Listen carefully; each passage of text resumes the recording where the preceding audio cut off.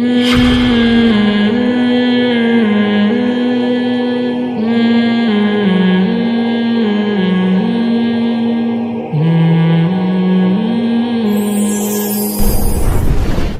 بھی سمجھیں گے جب بوڑھے ہو جاؤ گے. ابھی جوانی کی مستیاں ہیں, سمجھ میں نہیں آ رہی بات. تھوڑا سا جب میرے پاس آتے ہیں نا گلوکار اور اتنے شہرت اور یہ, میں کہتا ہوں بیٹا تھوڑا سا عمر کو ڈھلکنے دو. جنید جمشید کو کیسے ہدایت ملی ہے. جنید جمشید کا واقعہ میں نے خود سنا, اس کی جب وہ زندہ تھا اس نے بتایا کہ میں ایک شو میں گیا جس میں نے بھی اسٹیج پہ گانا گانا تھا. جب میں گیا تو مجھ سے پہلے ایک گلوکار جو ذرا ایجڈ ہو گیا تھا وہ گانا گا رہا تھا. تو لوگوں نے کہا میرے سامنے کہ ابے اس بڈھے کو ہٹاؤ یار, حالانکہ وہ بھی اپنے دور کا فیمس گلوکار تھا, سنگر تھا. تو لوگوں نے کہا اس بڈھے کو ہٹاؤ, آواز ہی نہیں نکل رہی ہے, جنید کو بھیجو. کہتے ایک دم نا اس کی یہ بات میرے دل پہ جا کے لگی ہے کہ جنید ابھی تو جوان ہے, گا رہا ہے, کل جب تو گائے گا نا تو لوگ کہیں گے اس بڈھے کو بولو نا کیا ہوگا, آپ کو تھوڑی ہٹا رہا ہوں, لوگ کہیں گے اس بڈھے کو ہٹاؤ. یہ ہوگا, یہ تو ہوگا, اس سے کوئی روک نہیں سکتا. تو اس بڈھے کو ہٹاؤ یہاں سے. تو کہہ رہے مجھے کہا کہ یار جس دنیا کے پیچھے میں جا رہا ہوں نا, اس دنیا نے تو کل مجھے ویسے ہی پشت دکھانی ہے, اس نے اپنی کمر مجھے دکھا کے ٹاٹا کر کے جانا ہے. جن گرل فرینڈ پر آپ مر رہے ہو نا, جیسے ہی مرو گے 2-4 بیانات آئیں گے, اس کے بعد کوئی اور بوائے فرینڈ ہوگا, کوئی اور بوائے فرینڈ ہوگا, پھر یہ مرے گی یا وہ مرے گا. تو یہ دنیا سے زیادہ فری ہونے کی ضرورت بولو نہیں. آخرت ہے, اللہ ہے بھائی, اللہ کے پاس, اللہ سے تعلق انسان قائم رکھے, مزے ہی مزے, مر جائے ٹھیک ہے. میں لوگوں سے کہتا ہوں بھائی اگر مجھے یقین ہے نا کہ ابھی میں مر گیا تو اللہ مجھ سے خوش ہے, میری کسی خطا پہ عذاب نہیں ہوگا, معاف کر دے گا اللہ تعالیٰ, تو میں سمجھتا ہوں میرے لیے اس سے اچھا موت کا وقت نہیں ہے. میں فوراً کہوں گا اللہ ابھی مار دے مجھے, ہمیں پتہ نہیں ہے, پتہ نہیں آگے جا کے ہوگا کیا. اس لیے ہم اللہ سے مہلت مانگتے ہیں کہ اللہ ہمیں سدھرنے کا ٹائم دے دے, ہم صحیح ہو جائیں. تو ہم تو اللہ سے زندگی مانگتے ہیں اس لیے تاکہ ہمارے اعمال اچھے ہو جائیں, اور ہم پریشان ہو رہے ہیں جو لوگ مذہب کو نہیں مانتے, وہ زندگی برائے زندگی تاکہ ہم مزید عیاشی کر سکیں. تو بھائی کب تک کرو گے عیاشی, ایک دن آئے گا یہ تمہیں قبر میں اتارے گی یہ. اور ہندوؤں کے یہاں تو جلایا جاتا ہے, وہ تو اور بھیانک والا منظر ہوتا ہے. بڑے بڑے اداکار جو ناچا کرتے تھے ایسے ہینڈسم, آگ میں آپ ان کو اپنے ہاتھوں سے جلا, وہ تو اور زیادہ عبرت ہونی چاہیے. تو ایسے عبرت کے واقعات سے ہمیں عبرت حاصل کرنی چاہیے, اور ہمیں بھی, اور شوبز کی دنیا سے جو لوگ وابستہ ہیں ان کو تو اور زیادہ عبرت ہونی چاہیے کہ ابھی بھی وقت ہے بھائی, اللہ نے مہلت دی ہے, آج آ جاؤ. آج کل 3-4 دن پرانی بات ہے, مجھے ایک نوجوان ملے, وہ کرکٹ کے بڑے, حضرت حکیم اختر صاحب کے بیٹے بھی ہیں, خلیفہ بھی ہیں, ان کے کہیں بیان سننا شروع کر دیا. اچھا اسٹائلش بال رکھے ہوئے تھے, داڑھی واڑی تو تھی نہیں, نماز روزے کا پتہ نہیں تھا, بس قومی ٹیم میں جانے کا کہ میں بڑا وہ بنوں گا کھلاڑی. کسی کو ایکٹر بننے کا ہوتا ہے, کسی کو کھلاڑی بننے کا ہوتا ہے. ان کے بیانات سننا شروع کی, اللہ نے تبدیل کر دیا. میں ان سے ملا تو ان کے گھر والے کہہ رہے تھے یار یہ لڑکا ہمارے قابو میں ہی نہیں تھا اور یہ کیا بن گیا ہے. ایسا ماشاءاللہ چہرے پہ رونق ان کی, نماز پڑھ رہے ہیں, زکوٰۃ صدقات. اور کھلاڑی بننا, کھیل کود اسلام میں حرام نہیں ہے, لیکن جو انٹرنیشنل لیول پہ کھیلتے ہیں نا وہ کھیل ہی کو بنا لیتے ہیں مقصود. کھیل کود تو جائز ہے, کھیلو, کس نے منع کیا ہے, لیکن انٹرنیشنل لیول پہ جو کھیلتے ہیں وہ تو اسی کو سب کچھ کر لیتے ہیں.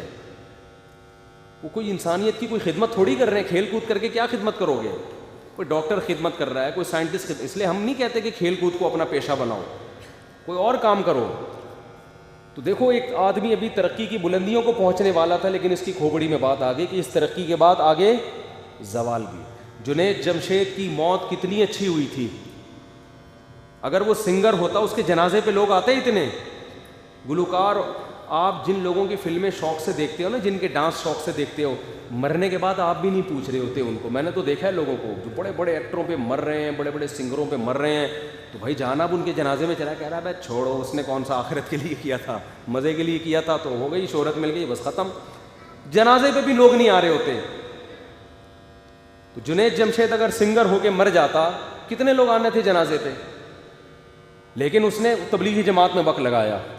اپنی سیکنڈ وائف, اب سیکنڈ وائف کا فلسفہ بھی, جنید جمشید کو پتا تھا کہ جب میں سنگر تھا میں نے 20 گرل فرینڈ رکھی ہوئی تھیں جو اسلام میں الاؤ بولو نہیں، ایک کا بھی گھر نہیں بسایا ہوا تھا، لیکن جب اس نے توبہ کی ہے تو اس کو پتا تھا کہ اسلام آپ کو 4 بیویاں رکھنے کی اجازت دیتا ہے پراپر طریقے سے، ان کو گھر بھی دو، ان کا نان نفقہ بھی اٹھاؤ، ان کی اولاد کے کفیل بھی بنو. اور رپورٹ یہ ہے کہ جنید جمشید کی 4 بیویاں تھیں، وہ انتقال کے بعد مختلف سامنے آتی رہیں. بہت سے لوگ پکڑے جاتے ہیں مرنے کے بعد، ٹھیک ہے. تو 4 کو رکھا ہوا تھا بڑی تمیز سے، عزت احترام کے ساتھ.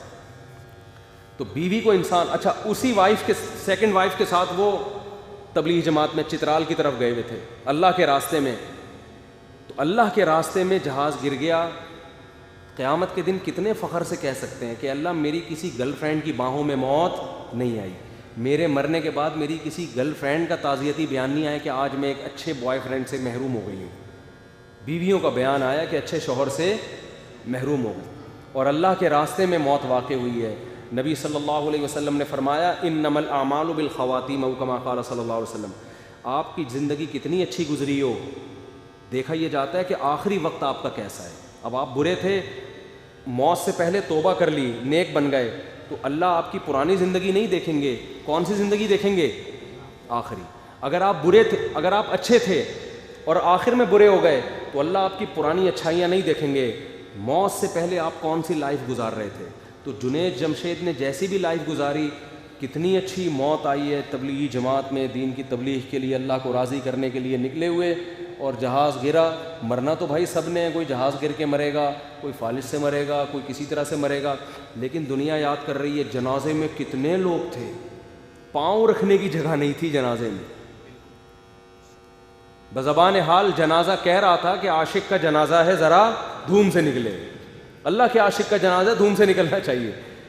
تو میں شوبز کی دنیا سے وابستہ لوگوں سے کہہ رہا ہوں، دیکھو گناہ ہر ایک سے ہو سکتا ہے، سب سے ہو سکتا ہے، ہم بھی کوئی دودھ کے دھلے ہوئے نہیں ہیں. اور جب میں یہ باتیں بتا رہا ہوتا ہوں تو یہ مطلب نہیں ہوتا کہ میں کسی فنکار سے اچھا ہوں اور یہ شوبز کی دنیا سے لوگوں کو میں اپنے سے برا سمجھتا ہوں. ہمیں کیا پتہ ہمارا انجام کیسا ہو، آخرت میں ہم کہاں ہوں. کبھی بھی اپنے بارے میں اپنے آپ کو یہ کہنا کہ میں اچھا اور کوئی شراب پی رہا ہے تو وہ برا، یہ بڑا خطرناک جملہ ہے. ہمیں نہیں پتہ کس وقت کس کے کیا حالات ہو جائیں اور آخرت میں کون کیسی نیکی کر کے بخشا جائے اور ہم کیسے پکڑے جائیں. تو کبھی کسی کی بے عزتی مقصد نہیں ہوتی. لیکن اللہ ان واقعات سے 40 سال میں ہارٹ اٹیک کی اتنے بڑے فنکار اداکار کی موتوں سے اللہ بتا رہا ہوتا ہے کہ دنیا پہ کنٹرول میرا ہے، تمہارا نہیں ہے. تم جو کہتے ہو نا اپنی منمانی زندگی میں گزاروں گا، تو میں اپنی جان پہ تو کنٹرول ہے نہیں ہے. اور تم کہتے ہو میں میری پرسنل لائف ہے، تو پرسنل ورسل کسی کی نہیں ہوتی. ہم سب کس کے غلام ہیں؟ اللہ کے. تو اسی کے حوالے اپنے آپ کو کر دینا چاہیے، تمیز کے ساتھ، عافیت کے ساتھ، اچھے بچوں کی طرح. جب اس کے حوالے کرو گے، وہ کسی چیز کو حلال کہہ رہا ہے اس کو حلال مان لو، وہ کہہ رہا ہے حرام ہے تو اس کو کیا کر دو؟